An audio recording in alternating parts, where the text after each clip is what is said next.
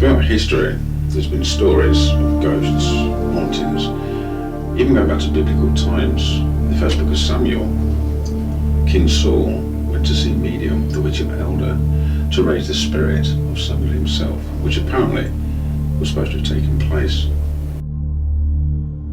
Pausanias in 150 AD was said to have heard the battle cries of men dying on the field and the sounds of horses. This is 2016. Throughout the world, these stories have continued. In every country, every nation, every religious belief, there are accounts, numerous accounts of spirit visitations, hauntings, even people who claim to have been attacked and harmed by spirits. But what do you do if you're in a haunted house? You reach out for help. The very people that you ask to help deem you as an attention seeker. You receive a lot of bad publicity. People think that you're fabricating evidence.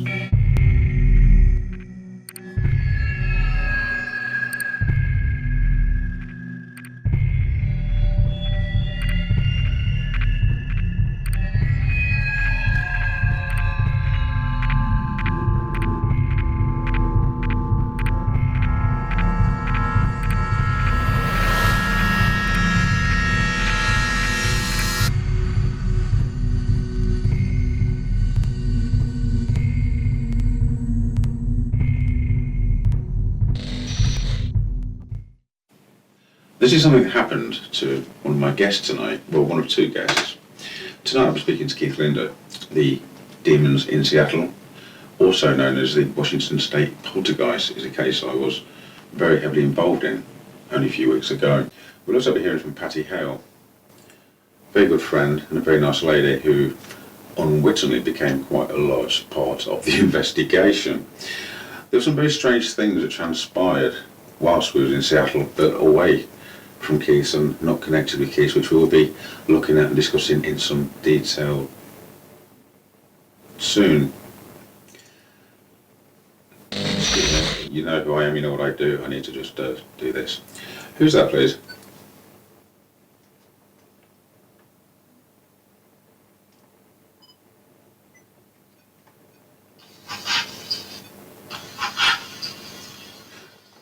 That sounds like it's Yvette.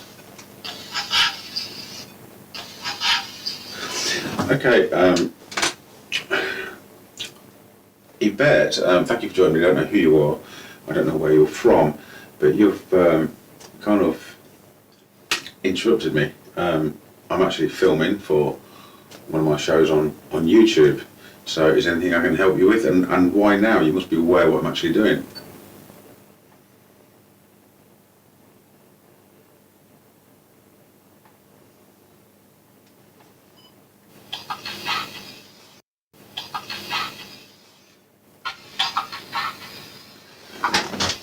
I did it on purpose.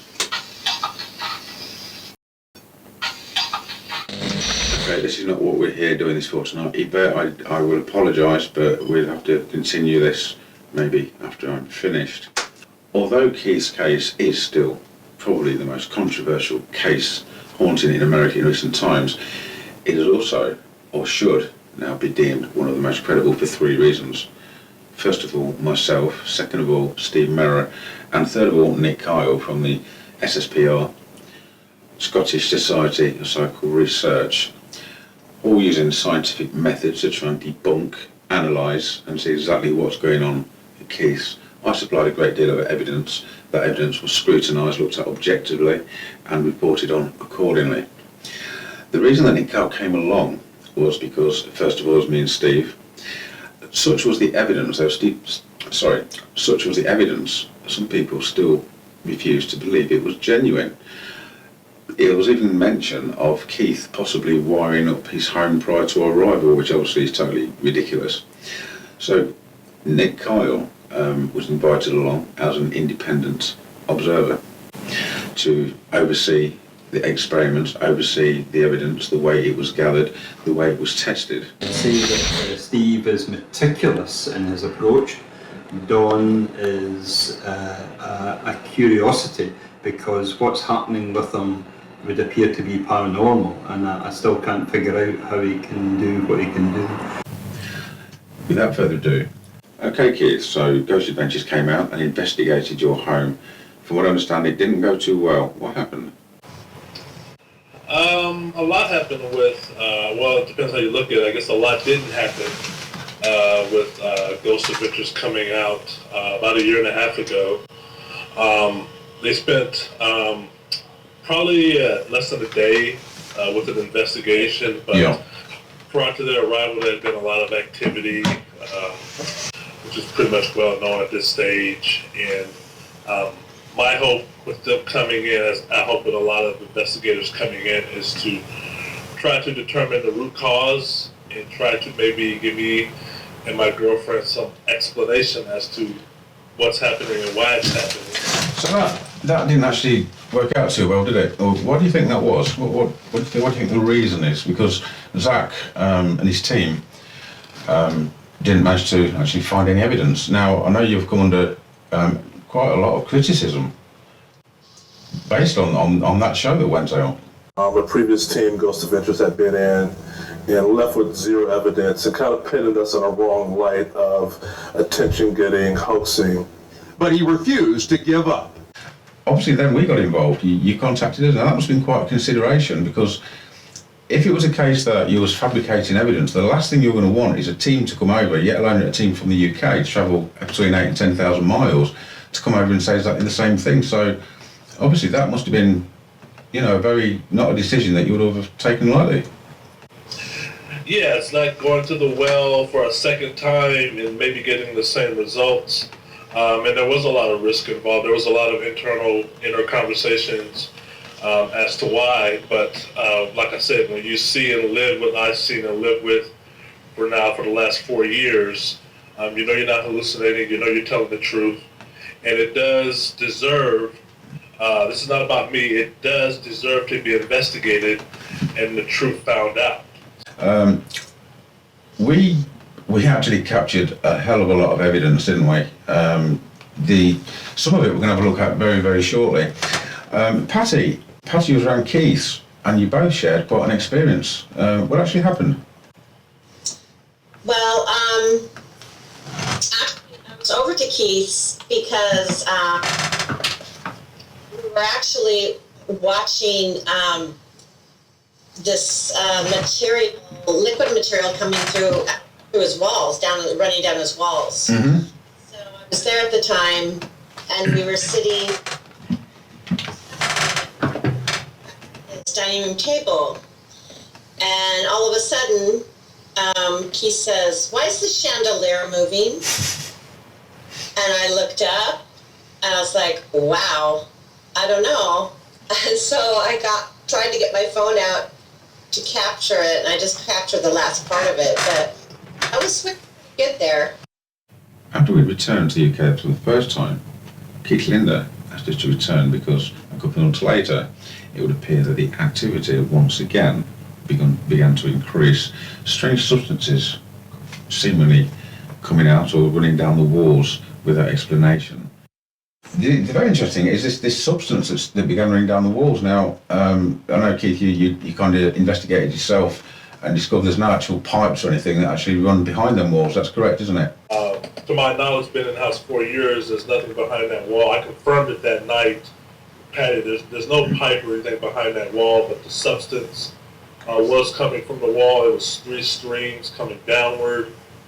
There was no cracks or holes as to where they were coming from in the wall. So, you got a liquid-like substance coming or appearing from the surface of the wall, but not from behind the wall. There's nothing behind that wall that would make that happen.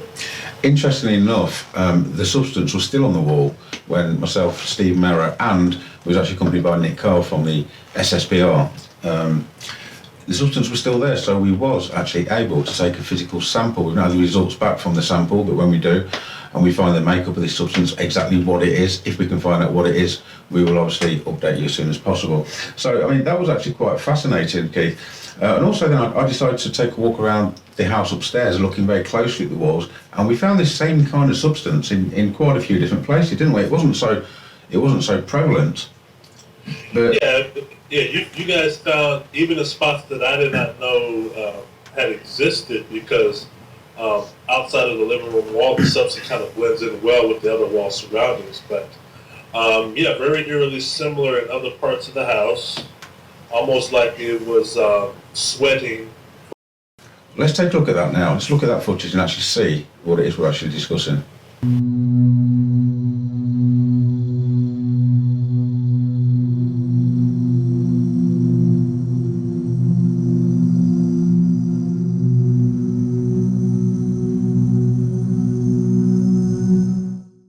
Okay, so there it is, and obviously Dave Rose with the Fox team came out to actually see the same thing as well, so they found that quite fascinating as well, didn't they? Yeah, Dave came out, and him and his crew, and did looked at the wall, looked at some of the other phenomena, unexplained stuff, and they were very intrigued. We developed a 3 to 4 month relationship with Dave and his team, and they've been every step of the way as interested and intrigued as you and myself, Steve, and Patty have been. Also, the black substance, the unknown black substance, which appeared on your doors. Let's just take a quick look at the photograph of that. Something very interesting here happened because Keith actually removed his door, or part of the door. Was it the whole door you removed, Keith? Yeah, we took the door off the hinges in the office. I called Patty because she had a truck, and the goal was to take the door to the store down the street, a paint store. That's right. Some sort of head start as to what was on. So, Patty, what happened next? Well, we went to the paint store and they really didn't know what it was. So we took the door back out to the truck, put it in, talked for a while, put it in the truck, drove back to Keith's. And then I opened the back of the truck, which has a cover on it. And then I, take it out of the truck, and I looked up at the roof, and I noticed the same markings on the truck roof that I did on the, and I said, Keith, look at this, check this out. And some of it matched almost identical. Yeah, this is it. It wasn't just close. It was, like I said, almost identical. And even to the point you actually rang your partner, your husband, to say, just confirm, was there anything in the truck before? Which he obviously said, no, there wasn't. So really, really interesting. Let's just take a look now at the picture side by side with the substance on the truck.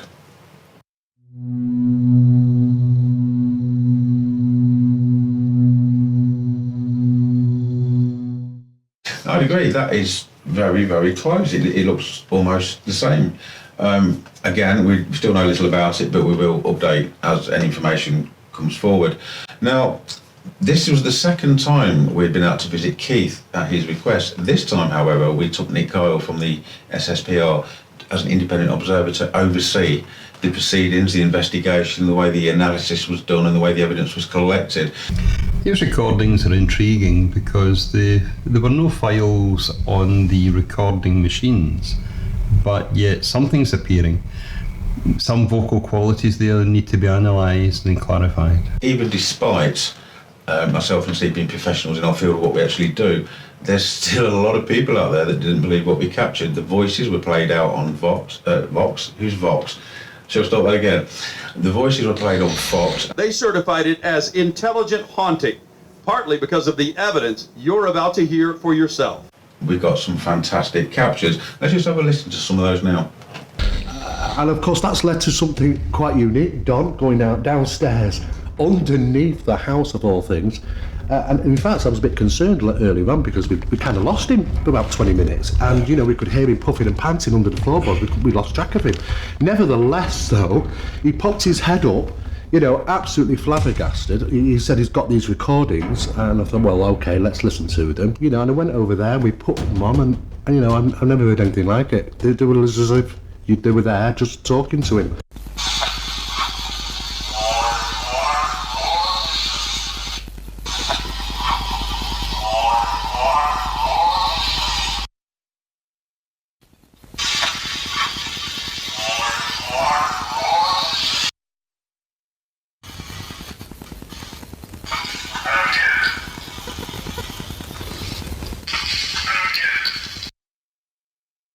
outside. Is there any Irish gentlemen or ladies here?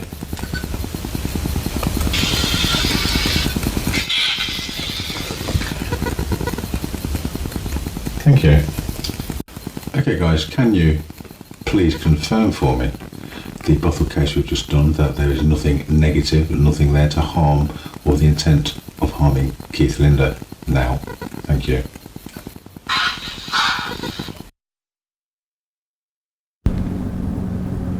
Hello.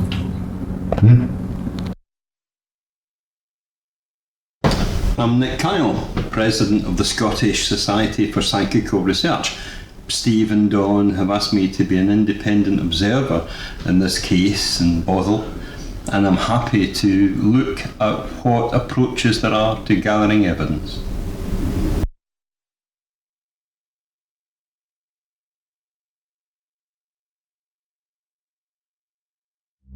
It was January 2016. We visited the home of Keith Linder. Keith was once again called upon our services, and we're back. I've asked Dawn and Steve to return because there's been some new developments. We are going to be beginning the investigation in about 10 minutes' time. I can tell you that already we have had some very significant things occurring. As before, environmental monitoring equipment was set up, recorders were placed, and the rooms were sealed off. We got tripwire going off in the master bedroom. And just like before, it wasn't long before inexplicable events began to unfold. We are still looking into why this picture would have left the wall at the same time the alarms were triggered. Also coinciding with the alarm going off. One of those events was these strange substances that began to weep down the walls around the house. Steve Mera takes a sample for analysis.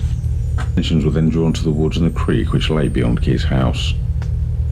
Once again, voices were captured, disembodied voices from here and from around the house. And this is just a few examples of the many, many recordings that were taken during the investigation. So let's see.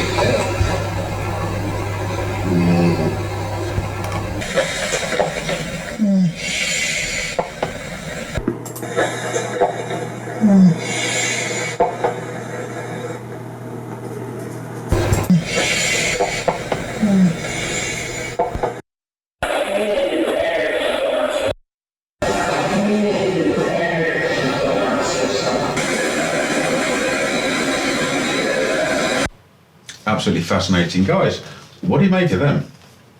What did you think the first time you heard them?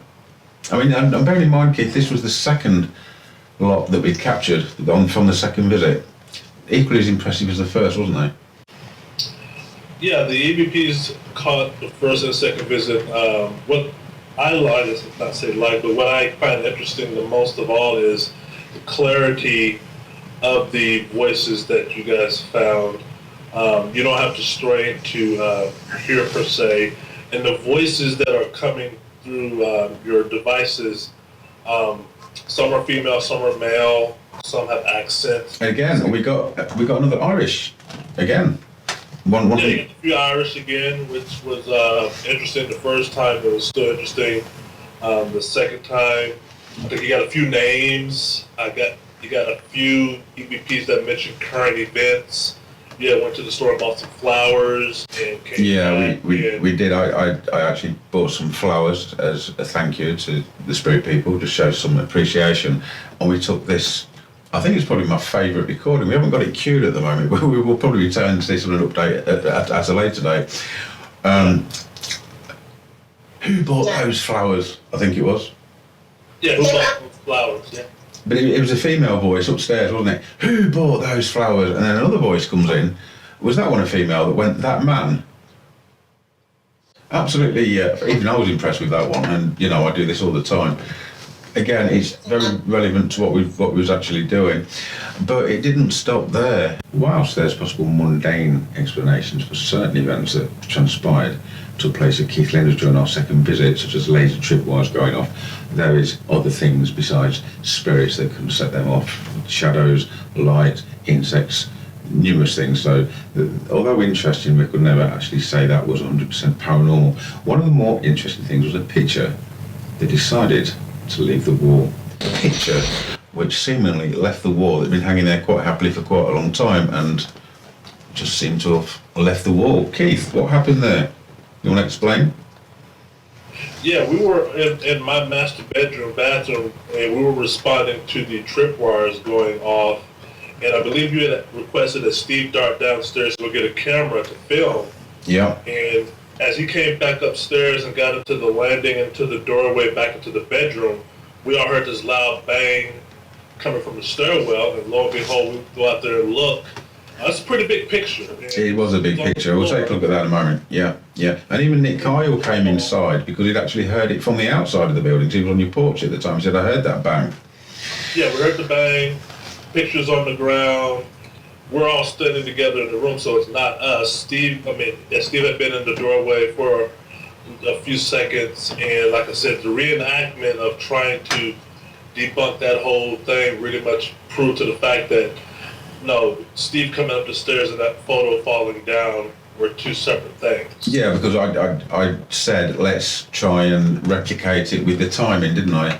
And Yeah, we got did a time replicating that, and we could not debunk that. no, we couldn't. I mean, I am at the moment putting together a full documentary on Keith's case, the Washington State Poltergeist, as it's called by some, the Demons in Seattle, it's called by others, but I think it'd be quite fascinating. But in there, it does highlight the picture coming off the wall, and the great lengths that I went to try and work out the timing, the place where everybody was at the time, and we just tried to replicate it for several minutes. But it's quite a fascinating piece of footage, so I look forward to sharing that when the documentary's finished.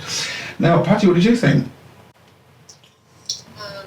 Well, I like the fact that it was that you investigated it, you know, investigated. You guys did a really good job. We couldn't account for it. With the vibrations going up and, you know, and knowing that it couldn't have happened. And with the vibration of hairs or him or hitting it or anything. Yeah, we did everything we could to debunk it, and we couldn't debunk it, which will be quite clear in the actual footage. So a whole mixture of different things happening at Keith, even to the point we still didn't actually find or have any idea of the source of where all this was coming from or why it was actually happening at Keith.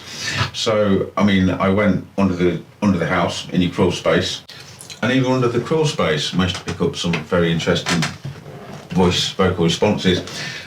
On another occasion, the woods I decided may be of some kind of interest, so I decided to clamber over the back of Keith's fence into the woods down to the creek, and even down there we got some very, very interesting responses, didn't we, Keith?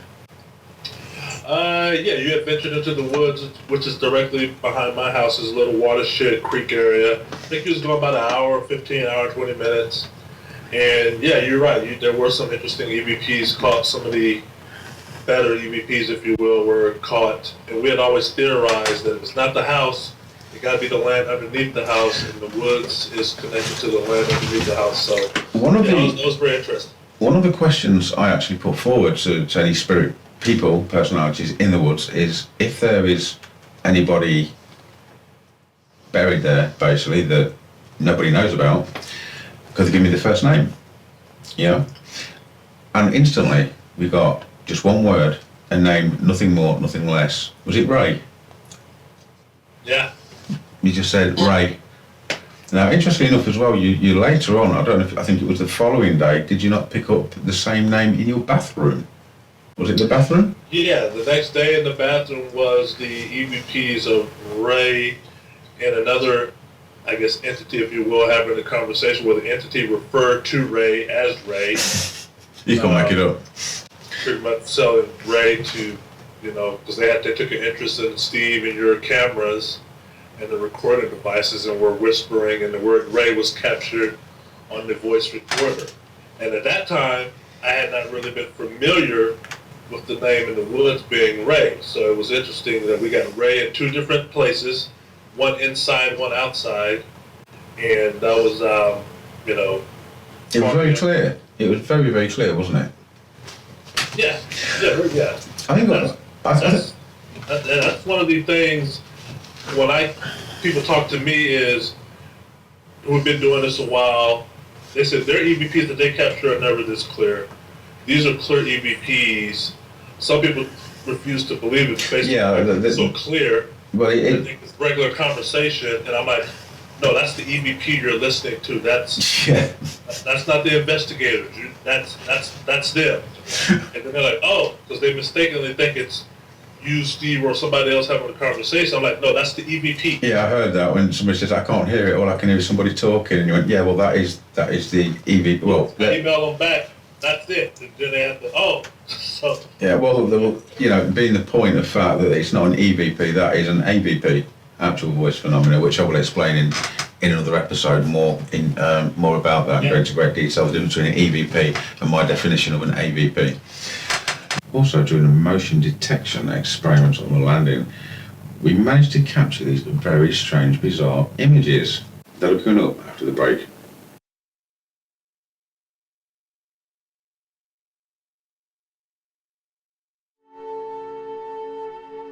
Eric von Däniken's hypothesis will have an increasing effect on society, science, literature, and art.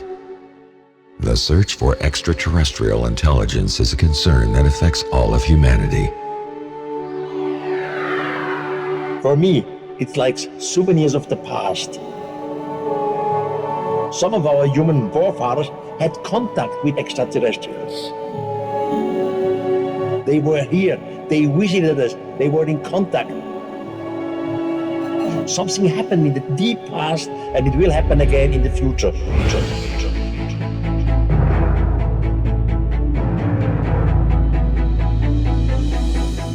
The author of the sensational international bestseller and the most compelling non-fiction publication of all time is back in London for the first time in 25 years to celebrate Chariots of the Gods' 50th anniversary.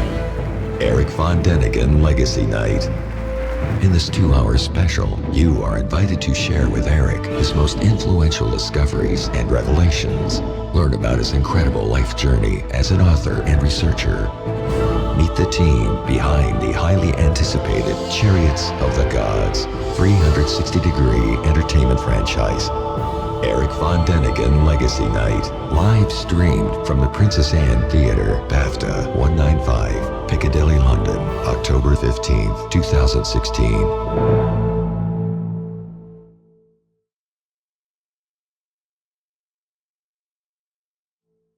For more information and to purchase tickets, please visit zoharstargate.com.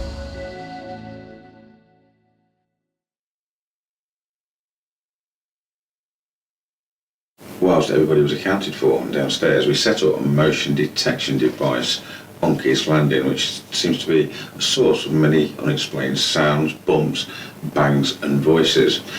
We'll take a look at these pictures, these motion pictures that we actually captured.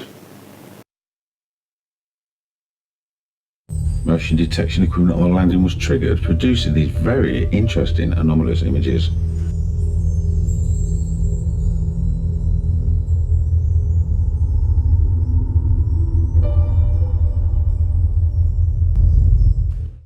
Obviously everything else aside, if you're shooting in an area where there's nothing, there's no people and nothing moving, then when you play the film back, you should have no people and nothing moving. Really, really interesting. One thing that I will assure people, despite whether people are skeptics, believers or non-believers, there's absolutely nothing that's been put forward from Keith Linder's case that has been faked or fabricated in any way. Some people may not like what we're actually presenting, some people may not believe it, but it doesn't make it any less real. Would you agree with that, Keith? Oh yeah, 100% agree, yeah. You know, I mean, we don't waste our time travelling halfway across the world to invent stuff. Why would we? I've spent a long time building my reputation over the years. To what, risk it on something stupid? Okay, I don't know, I mean, each to their own, Keith. I mean, everyone's got the opinion, everyone's entitled to the opinion, but I think to just make assumptions just because maybe it doesn't actually fit in or tie in with what you believe or don't believe, you know. But you know, I guess people will be people, and the world's full of many different types. Anyway, whilst we was at Keith's, something very strange occurred, which actually made Steve Mera a little on edge, didn't it, Patty? We went to meet some descendants of native Indians in Snohomish. We went to a little restaurant, had something to eat, got to know them. They then told me that there was a burial ground just outside the restaurant of native Indians, so okay. But we took a little walk, just a little browse, we did that. It was on the way back, I approached this large wooden, well, quite large, old wooden shack kind of thing. And I suddenly got hit with a very strong sense of energy, which knocked me for six. And it's when I seemed to stand on this one particular spot. Steve Mera was there, thought, this is strange, so I stepped away from it and stepped back. 3 times I did this, and 3 times I got hit with energy. To the point I said, do you know what, there's something going on here, we need to return here before we actually leave. Now, this is not actually connected to Keith's case, other than the fact that we was in Seattle at the time. So it was actually mere coincidence. I was also attained some information from Becky. Anybody that follows me will know who Becky is. I'm not going to go into great detail now. That will become apparent in future episodes. Anyway, to cut a long story short, on the last day of the second investigation, towards the end of April, we was due to catch the plane in maybe 3 or 4 hours time in the early hours of the morning. We was all tired, we hadn't been to sleep. I looked at Patty, I looked at Steve, and I said, we've got to go back and find out what that was. That I did. We got there maybe 2:30, 3 o'clock in the morning. Yeah, that sounds right. We pulled up, I took a recording, come to us. Well, actually, it was lots of them that just said, come to us. Is that correct, Patty? Correct. So, okay, there's obviously something going on here, so I got out of the car and headed to the spot, and then it became apparent the energy wasn't actually coming from the place I was standing, it seemed to emulate from a rather large tree. Yes. Patty, you felt uncomfortable with what transpired. Steve felt uncomfortable to the point that he said if it carries on anymore that he was actually going to go. Yes. Yeah, because at first when we all got out of the car, you went to this tree area, we were all standing out there, and it was January, and it was chilly, but all of a sudden Steve and I got, well, at least for me, it was so incredibly cold. Like It was ridiculous all of a sudden, wasn't it? Cold, and there was no frost on the grass. There was nothing that would indicate that it would be that cold. And I went up to Steve and for some warmth, So we had our arms around each other, standing up there, watching you, filming you, and we were both shaken.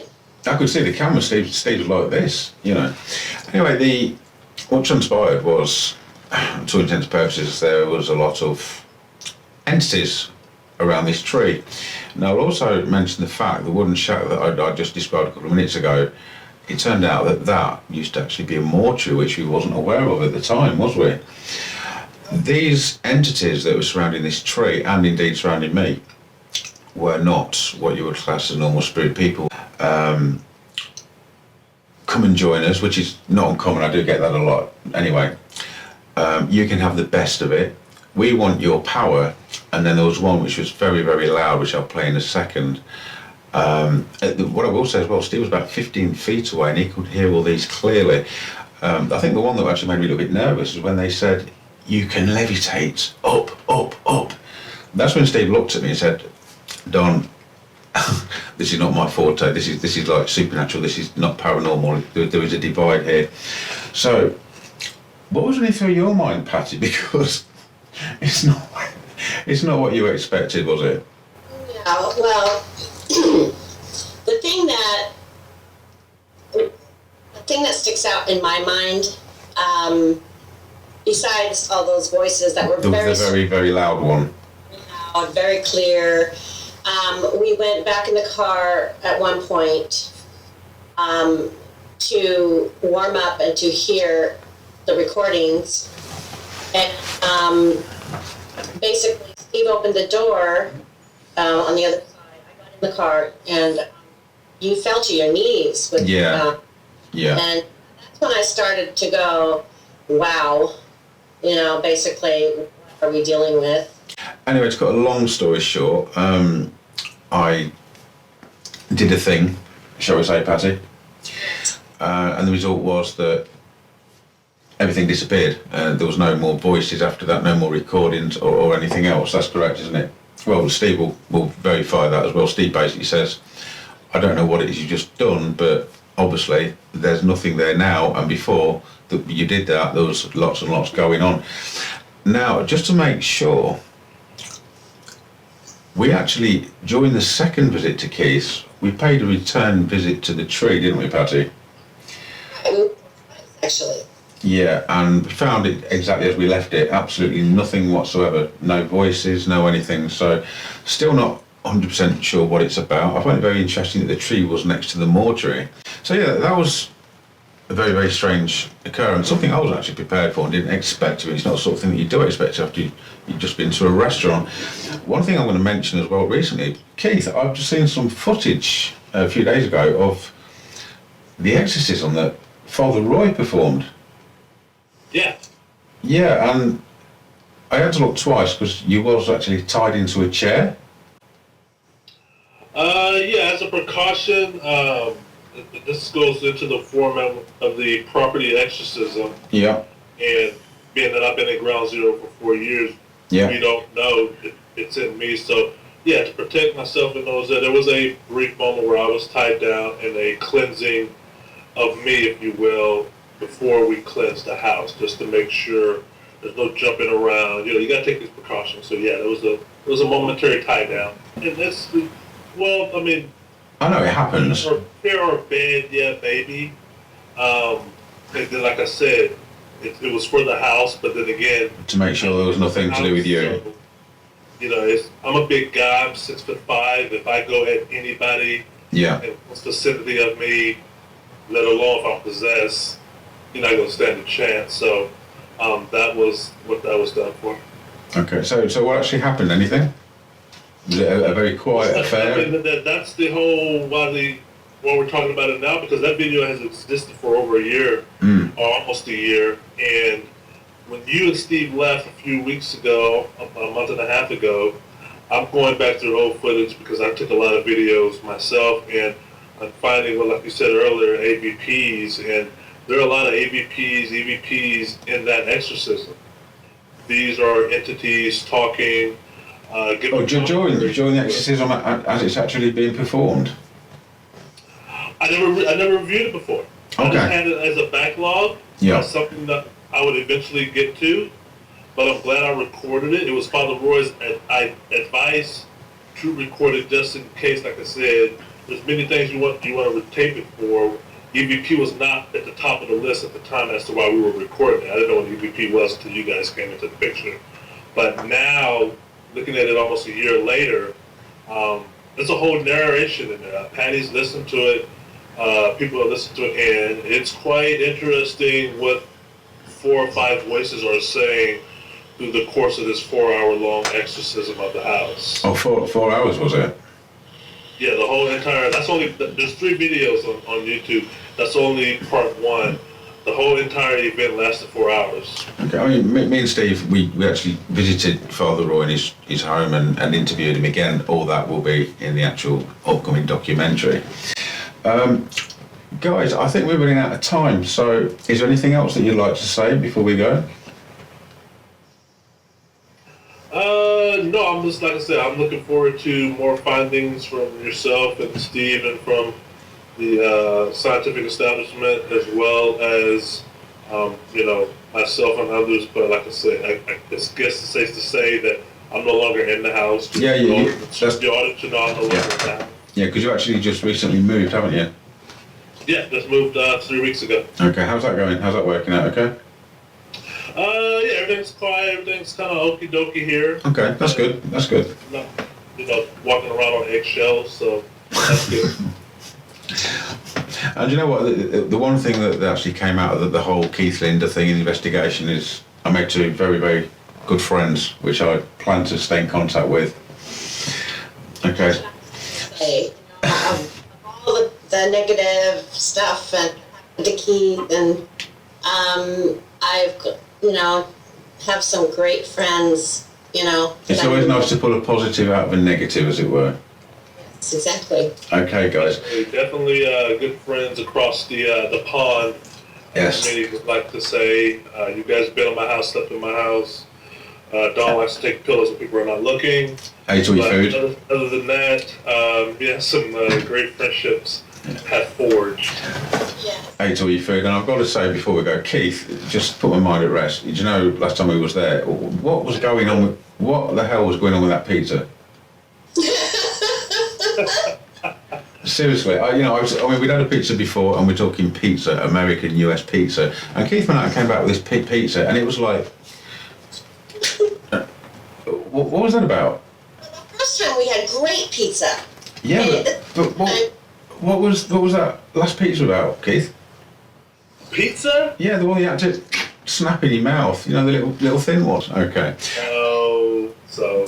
Yeah. Yeah, but I forgot you guys devoured 2 cheeseburgers in one sitting. Well, this is true. This is true. This is true. We may not be American, but you know what? We're kind of working on it. Okay. Right, guys. I'm going to thank you for your time. It's been absolutely fascinating. We will bring further updates in the not too distant future. Keith, Patty, thank you. Thank you. Thank you. All right. Thanks, guys. Take care. Bye bye. All that remains for me to say now is thank you. Good night. Tune in next week for the Supernatural Files.